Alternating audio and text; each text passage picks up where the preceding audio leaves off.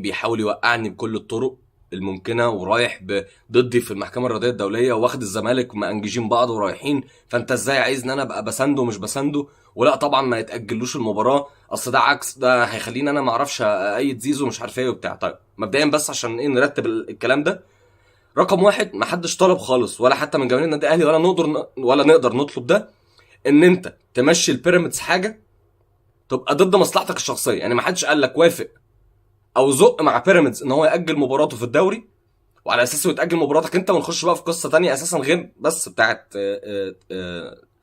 تأييد زيزو قبل كاس العالم للانديه. ما حدش قال كده، وما حدش يقدر يطلب من كده جماهير النادي الاهلي. يبقى احنا كده ما بنحبش النادي الاهلي، لان احنا كده بنطلب منك تعمل حاجه هتخسرك انت، فاكيد مش هنطلب ده.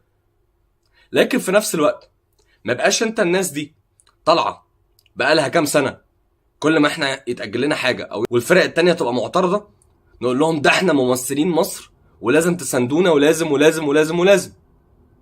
ودلوقتي لما هو بيطالب بحاجه هو شايفها من حقه وانت شايفها مش من حقك، زي ما هو ساعتها برضو كان شايفها مش من حقك، فدلوقتي بقى حضرتك طالع تقول له لا اصل انت مش من حق. يا جماعه اصلا جماهير بيراميدز ايه ده مبدئيا؟ يعني انا الكلام ده سمعته على فكره من ناس تاني، زي ما بقول بسميهم الاعلام الاهلاوي، لو ناس مقدمين بقى محتوى، عايز تسميهم اللي انت عايز تسميه. انا شرحت القصه دي قبل كده عشان ما اقعدش احرق فيها كتير بقى. تمام. بيتكلم دلوقتي بمبدا ان لا بيراميدز ده بيمثل نفسه. يعني حضرتك طالع بقالك سنتين ولا 3 سنين بتدي دروس في الاخلاق لجماهير الفرق المنافسه واعلام الفرق المنافسه وكوادر الفرق المنافسه عن ان الاهلي ده شخصيه البطل. انا هرجع اتكلم تاني بشخصيه النادي الاهلي، والمفروض ليه احنا نبقى مختلفين اساسا وجماهيرنا مختلفه. امال احنا دايما بنقول ليه ان احنا احسن جمهور واحسن نادي واعظم نادي في الكون؟ ما هي مش بطولات بس، ما هي منظومه متكامله احسن من اي حاجه تانية حواليها. زي ما اتريقنا برضو على الزملكاويه ان هم قفشوا على اعلان اتصالات، فانت كمان لازم تبقى مختلف. انا ما بتكلمش انت قفشت على الاعلان، بس بتكلم على مبدا ان انت ما تجيش دلوقتي تقول اصل لا بيراميدز مش من حقه يطلب. لا، هو من حقه يطلب زي ما انت كان من حقك تطلب. يتعمل له ما يتعملوش دي قصه اخرى، انت بقى تسانده ما تساندوش دي قصه اخرى. طب ما انت ساندت الاسماعيلي في ان هو ما يهبطش، مش الاسماعيلي تحديدا، بس انت ساندت ان الهبوط يتلغي. واحنا المفروض اصلا بنحاول نلحق الدوري بدل ما هو كان راح في 60 داهيه بقى له كام سنه، وبنحاول نعمل موسم ولا 2 استثنائيين عشان نرجع تاني نلعب دوري طبيعي، ما نبقاش بنخلص بعد العالم كله بشهرين. فجايين اهو نعكها تاني ونزود فرقتين اصلا على الدوري لمصلحه مين؟ ده بيحصل لمصلحه مين؟ وانت ساندت عشان ما كانش ضدك. فما تقولش ان النوادي مش من حقها تطلب، لا النوادي من حقها تطلب. انت من حقك بقى تساند في اللي انت شايفه مش هيضرك، وما تساندش في اللي انت مش شايفه مش هيضرك.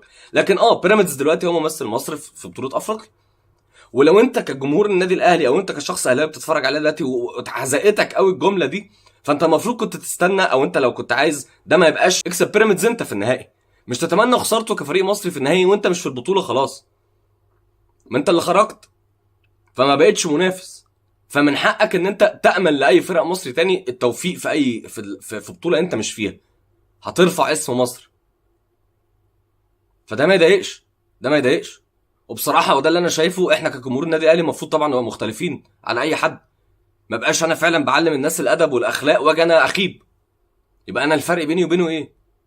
ان انا فريق بيكسب بطولات، يبقى ما نقعدش بقى نقول اصل احنا الجمهور مختلف ولا مش مختلف، واقعد بقى اغير كلامي. يا جماعه تاني اهو للمره المليون، حب النادي الاهلي وان تمني دايما الاحسن النادي الاهلي مش بشرط عدم المهنيه والتدليس. انت ينفع تبقى مهني وما بتدلسش وبتحب النادي الاهلي، لكن ما تبقاش كلامك عكس بعضه وموقفك مش مفهوم وتفضل تعلم في اخلاق وانت اصلا بلا اخلاق. فده شيء غريب جدا بصراحه. وانا مش شايف، يعني انا بصراحه للامانه انا ما ممثلش اي فئه من جماهير النادي الاهلي بيفكر بالطريقه دي، بطريقه ان انا دايما اعظم نادي في الكون. ودي شفتها النهارده ان حد شايف ان كلمه اعظم نادي في الكون ان احنا فوق اي حاجه. لا يا فندم، احنا اعظم نادي بيكون ببطولاتك، بجمهورك، بشخصيتك، بلعيبتك، بمجلس ادارتك، باحترامك، مش بعدم احترامك للمنظومه وانك اعلى من القانون واعلى من مش عارفه ايه واعلى من ايه. لا، انت فاهم الجمله غلط. لان العظمه لله، فهي مش بلوي الدراع.